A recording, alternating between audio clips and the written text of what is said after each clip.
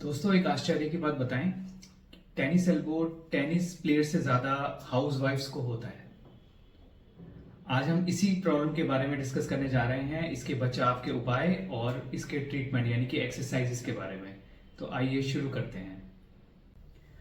नमस्ते दोस्तों, मेरा नाम है डॉक्टर अनु शर्मा। मैं मास्टर ऑफ फिजियोथेरेपी हूँ। करीब 22 सालों से इस फिजियोथेरेपी फील्ड से जुड़ा हूँ। तो हम आज जो डिस्कस करने जा रहे हैं उसका नाम है टेनिस एल्बो, यानी कि एल्बो में बाहरी हिस्से में जो दर्द होता है उसकी वजह और उसके उपाय। तो दोस्तों टेनिस एल्बो होता क्या है? टेनिस एल्बो का मतलब है एल्बो में इस पॉइंट पर, यानी कि एल्बो के बाहरी हिस्से में जो हमारी हड्डी की उभरी होती है, इस पॉइंट पर पेन होना, जिसकी वजह से बाद में धीरे धीरे इस पूरी मसल्स में पेन होने लग जाता है। अब ये होता क्यों है? इसके होने के सबसे बड़े मेजर कारण होता है हमारी यहाँ की मांसपेशियों का ओवर यूज, यानी कि हमारी जो ये एक्सटेंसर मसल्स होती हैं एल्बो से नीचे, जो हमारे रिस्ट तक जाती हैं और फिंगर्स तक जाती हैं, इनका हम जब ज्यादा इस्तेमाल करते हैं तो उनकी वजह से ये प्रॉब्लम हमें स्टार्ट होती है। इस कलाई की मूवमेंट में अगर हम ज्यादा ओवर यूज करते हैं तो हमारी प्रॉब्लम यहाँ पे पहुंचती है, इसकी वजह से हमें यहाँ दर्द पहुंचता है। ठीक है। या फिर हम कोई ग्रिपिंग का काम करते हैं जिसमें टाइट हमने हाथ को पकड़ के रखा, कुछ देर के लिए भी, अगर हम थोड़ी देर के लिए भी मोबाइल फोन को भी होल्ड करके रखते हैं या कोई भी चीज हल्की सी भी होल्ड करके चलते हैं, तो उससे भी हमें इस पूरी मसल्स के थ्रू यहाँ पे पेन आता है। कुकर वगैरह उठाने का काम या कुछ बाल्टी वगैरह उठाने का काम, तो जिसमें ग्रिपिंग और साथ में वजन भी इन्वॉल्व होता है, तो ये पूरी मसल्स उसकी वजह से अफेक्ट होती हैं। तो इसके बचाव के क्या उपाय हैं? तो सबसे पहले जो हमारे खिलाड़ी हैं या जो खेल से जुड़े हैं, लाइक स्पोर्ट्स प्लेयर हैं, तो उनको सबसे पहले अपनी टेक्निक, खेलने की टेक्निक पे सुधार करना चाहिए। लाइक जैसे अगर वो टेनिस या बैडमिंटन या फिर टेबल टेनिस खेलते हैं तो उनकी रिस्ट की मूवमेंट ज्यादा होती है, तो वो रिस्ट की मूवमेंट को इस तरीके से कर सकते हैं कि जिसके अंदर उनकी रिपीटेटिव इस मूवमेंट की जगह वो एल्बो को भी यूज करें, जिसके अंदर उनकी रिस्ट की मूवमेंट के साथ साथ एल्बो की मूवमेंट भी हो, तो जिससे उनकी टेक्निक सुधरेगी और इससे उनके यहाँ एल्बो में पेन कम होगा। दूसरा जो एक उपाय हो सकता है वो ये है कि जैसे टेनिस प्लेयर हैं उनको थोड़ी सी ग्रिप साइज अपनी बढ़ानी चाहिए, यानी कि उनका जो एक हैंडल का साइज होता है ग्रिप, वो ग्रिप को थोड़ा मोटा करना चाहिए। कि जस्ट लाइक कि अगर आपकी ये मिडिल फिंगर की यहाँ से लेकर जो ये हमारी मिडल जो एक लाइन आती है यहाँ पर, ये लाइन जो आती है, इस लाइन से लेकर और ये मिडिल फिंगर तक इस लेंथ को मेजर करना है, और हैंडल की जो मोटाई है वो इसके अकॉर्डिंग होनी चाहिए। भारी रैकेट से लॉन टेनिस खेलने और भारी बैट से क्रिकेट खेलने से भी ये प्रॉब्लम हो सकती है, तो इनमें ये ध्यान रखना ज़रूरी है कि ये दोनों बहुत हल्के होने चाहिए।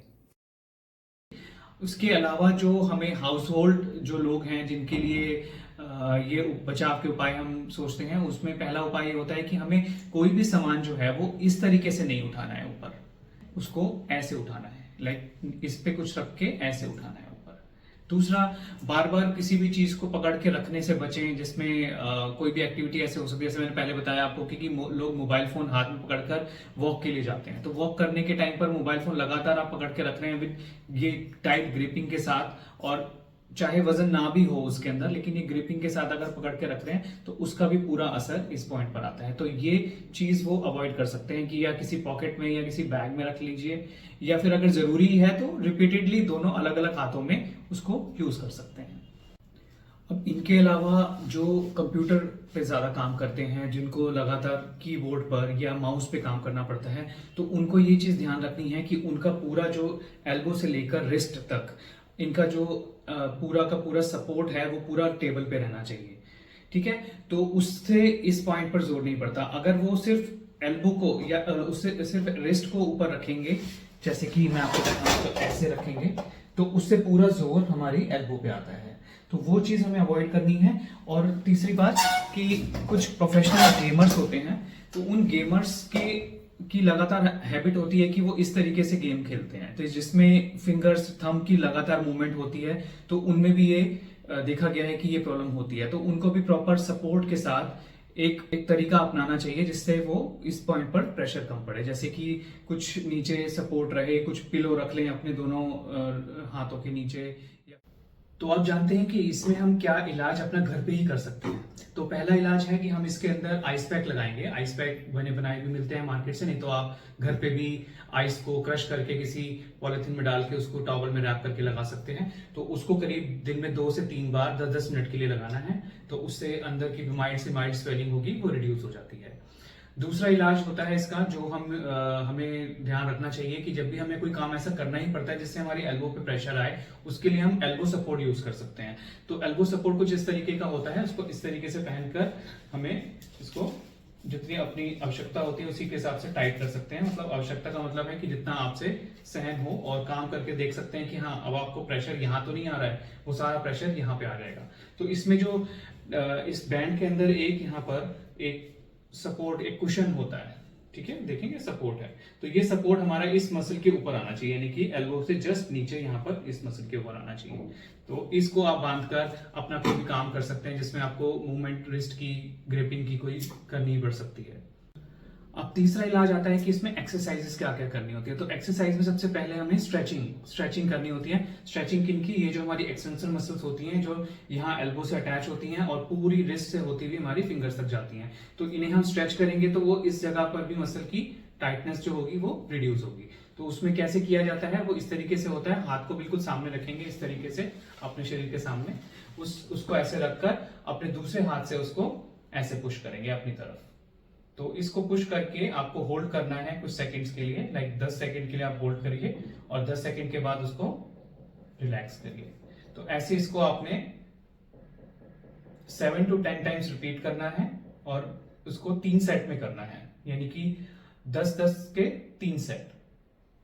और ऐसे ही आप इसको आगे की तरफ रख के, ऊपर की तरफ रख के ऐसे स्ट्रेच कर सकते हैं। इसमें भी ऐसे ही 10 सेकंड के होल्ड करके रखना है और ऐसे 10 टाइम्स करना है और 3 सेट, यानी कि 10-10 स्ट्रेचिंग के 3 सेट आपको करने हैं।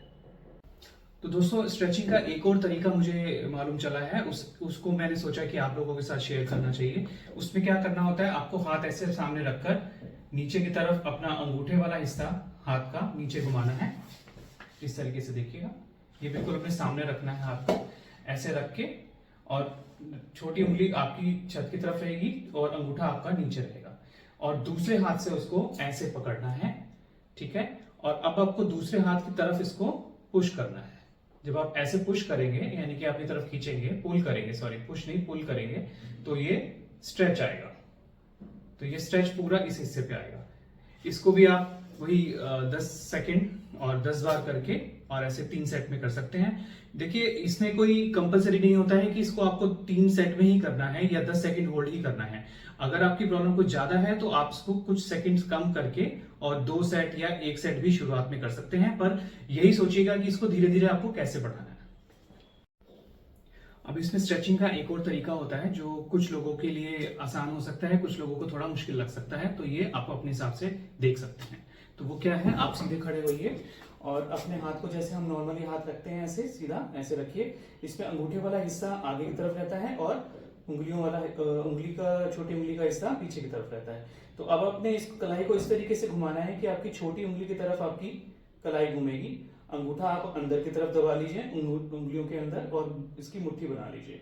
उसके बाद इसको आप जैसे जैसे अपनी एल्बो और शोल्डर को पीछे की तरफ खींचेंगे और साथ में आप अपनी रिस्ट को भी ऐसे खींचेंगे तो यहाँ पूरे में स्ट्रेच आएगा। तो इस स्ट्रेच को भी आप 10 सेकंड होल्ड करके 10 बार और 3 सेट में कर सकते हैं। अब इसके बाद आती हैं एक्सरसाइजेज जो आपको आपकी इन मसल्स की स्ट्रेंथनिंग के लिए करनी है। तो सबसे पहले तो आपको इस तरीके से अपना कोई टेबल के ऊपर हाथ रखना है और जिसमें कलाई आपकी टेबल से बाहर रहेगी और इसको आपने इस तरीके से ऊपर नीचे चलाना है। तो ये ध्यान रखिए कि जितना नीचे जा सकते हैं उतना नीचे और जितना ऊपर जा सकते हैं उतना ऊपर। ये फ्री मूवमेंट रहती है, मतलब इसके अंदर कोई हमें खिंचाव नहीं देना है, ना नीचे ना ही ऊपर। ये बस रिलैक्स के लिए आप पूरी मूवमेंट को नीचे से ऊपर तक कीजिए, ठीक है। फिर आती है इसी के अंदर रेजिस्टेंस एक्सरसाइज, यानी कि इसमें अब आपको वेट का ऐड करना है। तो उसमें एक डंबल को ले सकते हैं, ठीक है। डंबल को ऐसे लेकर पहले आप इसको ऐसे कलाई को नीचे से ऊपर इस तरीके से उठाएंगे, फिर हाथ को घुमाकर नीचे से ऊपर। ये दोनों ही साइड पर आपको इसी तरीके से 10-10 बार करना है और ऐसे ही 3 सेट करने हैं। पास डंबल नहीं है तो वो किसी पानी की बोतल को भी यूज कर सकते हैं।